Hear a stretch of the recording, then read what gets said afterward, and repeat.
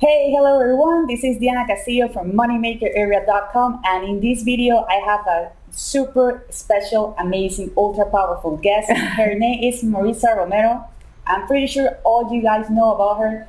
She's a person that I personally admire a lot. I have been following her for about a year, and to be honest, the day that I decided to invite her to have this interview, I don't know, I was in shock. I was super surprised when she said yes. So if you have a dream, if there is someone that you want to meet, I can tell you that everything is possible. You just need to give it a try. Okay, so here is it, Marissa Romero. Hey guys, Diana, this is an honor to be hosted on your channel. It's really exciting. I'm really glad you reached out, and yeah, guys, don't be afraid to reach out to a YouTuber or some mentor online that you're following. We're all human. See, we're all in Medellin together. She's real. She's real. So yeah, happy to be here. This is finally happening. For those of you guys who have, watching my video from before, you know my story. It has been like a roller coaster, right? And that's the reason why I connect with her story. I think her story is really powerful, especially because our backgrounds has been quite similar.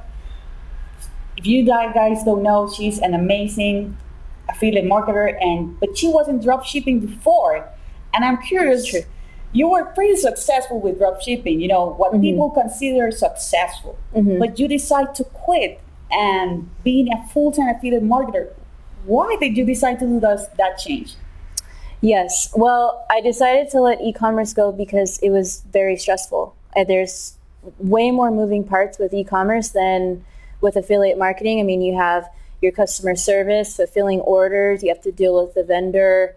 If you're drop shipping, typically they'll be in China. If you're lucky, they'll be in the US.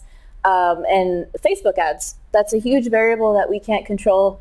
And I saw the cost of Facebook ads for drop shipping stores going up, or just in general going up, but especially for drop shipping stores, that was the trend going on. And Christmas 2017 going into 2018, I was burnt out. I was completely burnt out, and I'm like, I gotta figure out another way to make money online. So I sold my stores and started to try other things. Didn't succeed at first, but eventually found affiliate marketing. Yeah. One of the things, when I first knew about you, you were in Bali. You were traveling a lot. Mm-hmm. Did you ever imagine yourself, like right now, you are what I consider super successful, because I know there is a certain level of success. There might be people who consider me successful, like living the dream, living the life what they want, right? Did you ever picture yourself like with the amount of success that you have right now, with a really big audience? Because when I met you, I think you have less than 1,000 subscribers, which is crazy, because right now you have over 30,000, right? You were doing, I think it's called product launch jacking. Launch jacking, yeah. Yes. Did you ever imagine yourself like being a super affiliate, being recognized? I was in shock when she said yes to this interview, right? Did you ever picture yourself that way, or what was like your goals at the time? Yeah, great question. When I started YouTube, it was purely to survive. It was purely to survive. You did pretty great. Thank you. The channel had to work. Affiliate sales had to work, or else I would have had to go back and get a job. That's what it was. I had so much credit card debt. I was spending the least amount of, thank God I was in Bali, because if not, the rent was less than $400. I was spending the most on food probably, but if it wasn't for those circumstances, I would have been in big trouble. But for YouTube, my goal was to start making some type of predictable income with recurring commissions, with different products. And I visualized myself surviving on YouTube, if that makes it. Not really being an influencer, but yeah, it was just so exciting to watch the growth I had, it was unbelievable. It really was. And so, yeah, and I credit it to a lot of visualization I did. If really, people roll their eyes a lot at, they downgrade the mentality and your, oh my God, what am I saying? Your personal development. People downgrade personal development, but if it wasn't for the strong visualization, knowing that my commissions were going to come in, then the channel would not have been a success, and I would not have been able to make money online. Well, right now you mentioned two things that I have two questions about that. Mm-hmm. First one is about your family, right?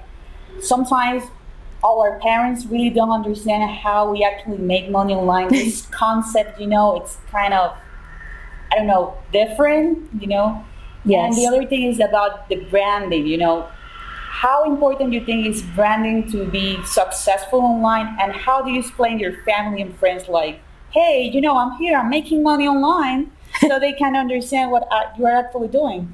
Yeah. Well, my parents, my family, my friends even had a really hard time when I decided to leave my career. It was 3 months after I got my master's degree, and they were shocked. They were sad. They're very, very surprised. And all of those things made it very hard for me, because of course you want to make your family proud. You want your family to support you and be proud. But no, we all go through this point when we're building our businesses where we're embarrassed because the money's not there. You're telling people like, I'm doing this new business. It's, I'm going to be really profitable, but really it's like you're not making profit in your business yet. You're still in the red.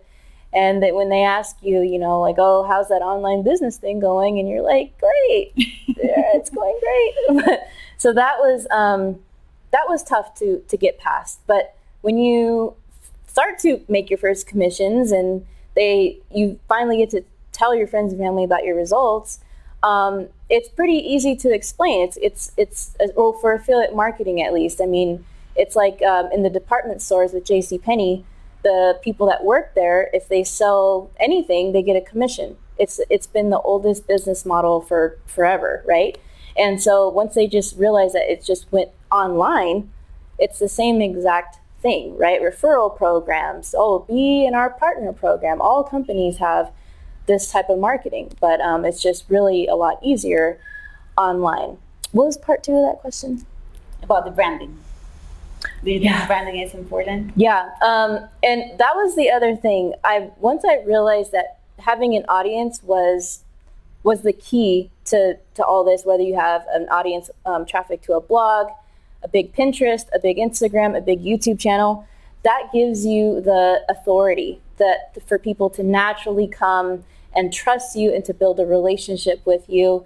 And video marketing, I mean, Diana has this down. She's got 2 YouTube channels.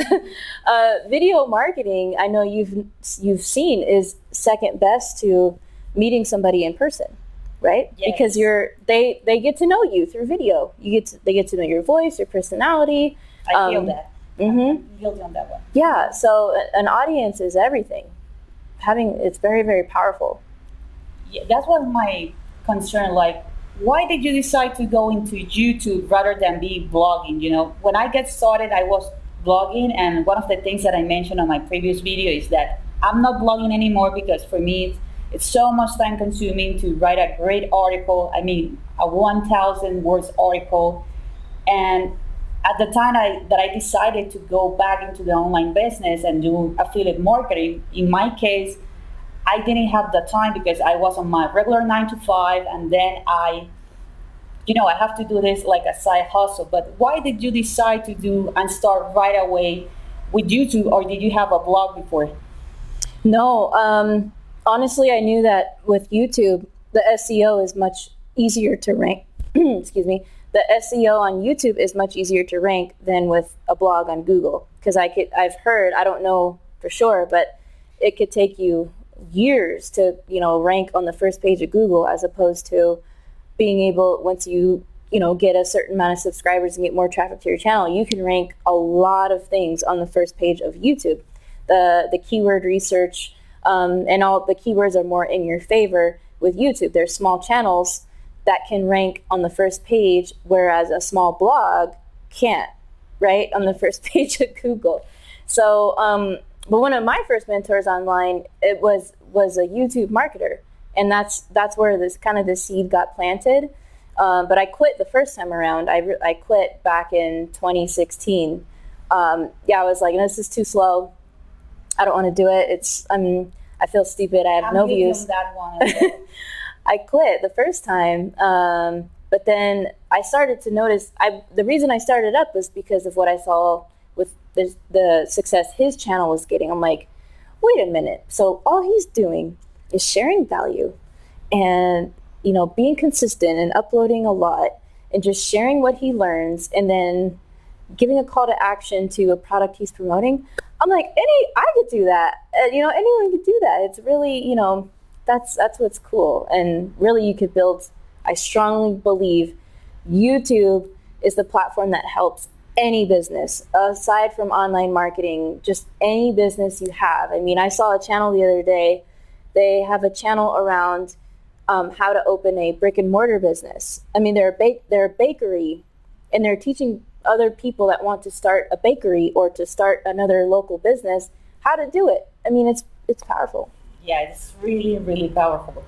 And well, right now you guys know how important it is to do branding, to have your audience, but which are the criteria you actually choose or you pick, like, okay, this is going to be my quote unquote winner product. This is going to be, or the product says that I'm going to be promoting, because I saw how you evolve, like, a lot of content about clickbait, sharing your story, how you were doing it. But which are the criteria that nowadays you can let us know, or which are the criteria that you use to pick, like, this is the actual product? Because not all the products are created equal. I have been there, done that. Low end ticket products, high end ticket products, getting commissions recurrently. Which are the criteria? How do you say, like, this is the product that I'm going to be promoting? Yeah, great question, because not all commissions are created equal. Definitely not. And the first thing I tell people to look into are products that offer a recurring commission, a product that you promote that has a monthly subscription, because those are the most reliable commissions you'll ever receive in your life. And it's worth, the value of that customer is worth way more than it selling a product for a one-time product where you get a $30 commission and that's it. There's no upsells or nothing. The other products that I love promoting are the type with upsells. Currently I'm not promoting that model right now, but I have in the past, and I like those. But I do encourage people, when you have the opportunity, to promote high ticket affiliate products as fast as you can. And what that means is you'll receive a commission of $1,000 or more for promoting a product that costs $2,000 or much higher sometimes. And high ticket products could be in the form of a lot of things. They could be a digital product. They could be an event. They could be, for example, one time when I was getting started, a friend of mine had a digital marketing. He had a Facebook marketing agency where his monthly retainer for his clients was like $3,000, and he said if you refer him clients, he'll give you like 80% up front. That's a lot, because he knows the value that customer is going to bring him long term. But anyways, that's an example of a high ticket product or service. So really anything, a high ticket products, they're great because the commissions are great, but also they're a product that is life changing, right? Because it's different than an ebook, than a $27 mini course or something. It's a product that is going to change your life. Definitely, it's going to change your life forever. I don't know if you ever experienced this, but for me, at the beginning, I thought like no one is going to buy a high-end ticket product for me. Like there is no way that it's going to happen, because I do see other influencers out there. But what was the feeling, when you get that first sale? It doesn't matter. I always mention people that that first sale, it doesn't matter. Is it a $10 sale or is it a $1,000 sale? it's gonna change everything. So I don't know what was your feeling. I yelled like crazy. I was super loud. That was my reaction. Yeah. No, I could definitely relate. I think I was like numb for like an hour. I'm like, what? And I was refreshing the screen and I was like, is it still there? Is it still there? And yeah, I remember I was so happy. I celebrated. I got sushi to celebrate. And my boyfriend at the time, I was like, yes, we got to go out tonight. Like, it's Tuesday. We're going out. Like, yeah, I was super elated. But at that moment was when I realized what I had just said was, driving traffic to no matter what product, it's the same exact effort, right? Well, actually, no, it's harder to make a lot of money with lower ticket products because you'll need more leads, because industry average for any product, it converts at 2%. So just imagine how many more sales you need to make $10,000 a month with a $30 commission than with a $1,000 commission. That's like 10 times the amount of leads you'll need to have coming in to your funnel every single day, right? I have a question, but I don't know if this applies to you right now, but at the time that you were like in your career and you decided like, okay, no more, I'm not gonna do this anymore. What was the feeling like, or was like a special thought, something on the back of your head, like that decides, like plants the seed for you to move forward? I don't know if you have like a special feeling. I don't know if you have a dream. What happened that day? Like you decide like, this is it. I'm not going back anymore. What was it? Oh, I know what it was. It was the very first business opportunity program that I joined. I decided to buy a high ticket product, which was a mastermind. And it was in March of 2017. And I had a choice because around that time I had to do a big job traveling for work. And I'm like, okay, I'm not going to be able to do both. It's impossible. And I was like, oh, it's now or never. It's I go to this thing I just paid, thousands of dollars for, or, I do this trip with my job. And so I had a decision to make. And it was very scary because I didn't even give my boss a 2-week notice. I gave her like a 5-day notice, and I felt so bad. And I was like, my hands were shaking, like calling my boss. But I remember choosing, like, I just remember telling myself the worst case scenario. What did that look like? And for me, it could be different for everybody, especially with kids. But for me, the worst case scenario was living broke at my parents' house. And I'm like, okay, that's not so bad. So, but it was terrifying. Trust me, it was very, very terrifying, especially because I couldn't explain to my coworkers or my boss exactly what it was I was doing, because I was still learning and I was still very, very new. And so that day happened, and I gave them the 2-week notice, and I could stop it right there. Well, here you are. Everything has changed since then. And, one of the things that I love to ask to people who I interview, because they have like different tips, different suggestions, like for those who are out there watching these videos, they know they have been following you, maybe like me, when you were celebrating your 500 subscribers on Bali. Maybe I have a better memory about that video than you, Like for those who are out there that they think like, okay, I don't have any kind of value to provide, any kind of special skill. What's the message that you can tell them? Like, hey, don't go and buy a course or jump and let's see what happens. What's that like message that you would like to share with them? Yeah. So one reason why people don't get started is because they have what we call impostor syndrome, which is, I forget the exact definition, but it's essentially that you're feeling not good enough, you're feeling like a fraud, you're feeling like a scammer, because you feel like you don't have the experience, you don't have the testimonials, you don't have the results, anything. And that's always what keeps people from starting, because In the beginning, you don't have an audience and you don't have, a big giant list, right? But what I tell people is that you have to position yourself as an expert, because everyone on this planet, if they wanted to, they could be an expert at something. And everyone does have some type of expertise that another person doesn't.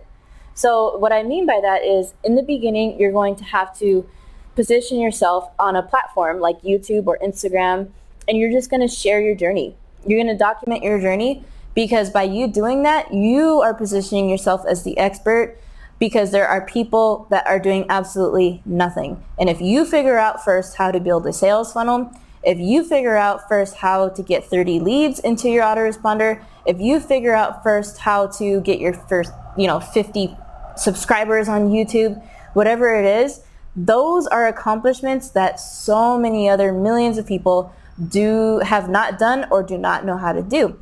And by documenting your journey and documenting your milestones, no matter how small you think it is, people are going to relate to you, and they're going to start to like and trust your brand, because they can relate. They can relate to you, but they can't relate to this person who has 1 million subscribers. They're making $800,000 per month. They can't. They physically, it's mentally impossible.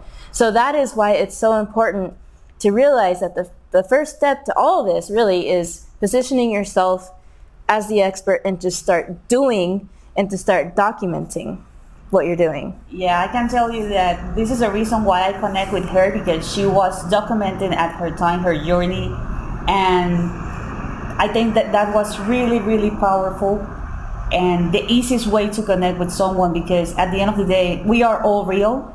I couldn't believe I'm doing this interview right now, but we are all real, and we all have the same opportunities. The only difference between maybe us and you right now is that we are taking action. We are trying to be as consistent as we can.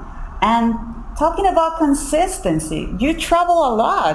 How did you do it? YouTube is number one.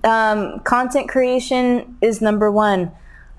Giving value is number one. I mean, there's a list of business tasks that I have, but there's always those top 4 or 3 that I have at the top and that have to get done, that are what we call income producing activities, right? And so one of those income producing activities for me is content marketing. What is content marketing? Content marketing is the practice of giving out free content, and in return, down the line later, that will turn into money in your pocket, basically, because people are attracted to the content that you're putting out. And so that is always number one, is giving value on my channel, and as well on my Instagram, building my following on Instagram, taking care of the people who have, bought a product from me or subscribed to a product through me, taking care of my team. And so traveling and being a nomad is tough, because not only do I have my business tasks, but personally I have to figure out where to live, what gym I'm going to go to, where the fast internet is, just things. I have to find a whole new routine sometimes. And at the making of this video, I was telling Diana before this that I'm actually going to settle down here in Medellin, because business comes number one. And this year I have goals that I want to meet, and I realize I can't be doing all this traveling if I want to achieve those goals. So yeah, that's just how it's worked. Well, I'm so glad I have the opportunity to meet Marissa Romero. For me, it's a dream come true. I know that there's people out there that you might admire, and I suggest you guys to take action. Don't be scared to ask. Don't be scared to provide value, as she mentioned. When I met her, online, virtually, I met her. I connect with her because of that, because of the journey, because she's real, because she is a person who was trying to do what I was thinking about doing, but I didn't do it until now, So I hope you guys like this interview. Please give me a thumbs up. That's gonna help me. It's gonna help my video. It's gonna help my channel. I'm gonna put all the ways you can reach Marissa in the description. So you can start following her. She has really good content, really good content. If you have some comments, some questions, leave it in the comment area and we are going to be more than happy to answer them. Do not forget to subscribe to our channels and we see you on the next video. Take care, guys.